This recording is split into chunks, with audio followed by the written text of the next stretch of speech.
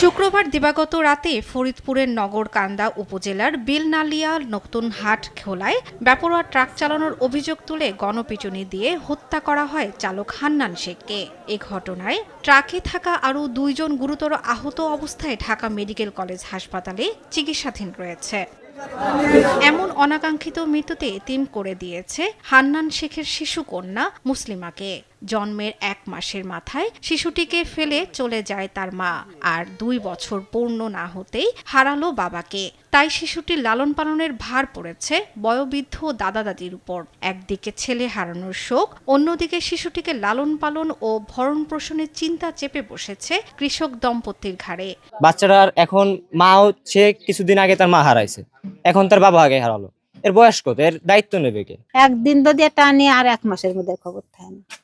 আমরাই তো খাতে পারি না, আর ওরে খাবো কি? ট্রেনে হিচড়ে নামিয়ে তাকে অনেক এমন ভাবে মারপিট করছে, আমরা তো পাশের লোক, সাইডের লোক, আমরা দেখে সহ্য করতে পারি না। তাহলে এদের বাড়ি বাড়ি এখন অসহায়, মেয়েটা পালাই কষ্ট।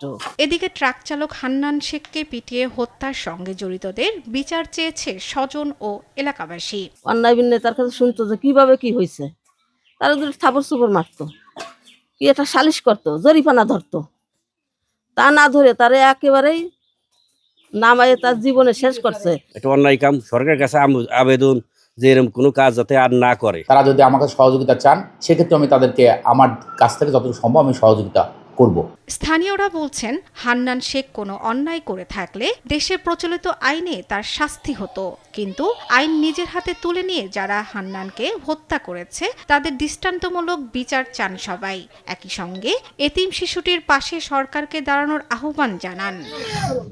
শর্মিলা কেয়া, নিউজ ডেস্ক, দেশ টিভি।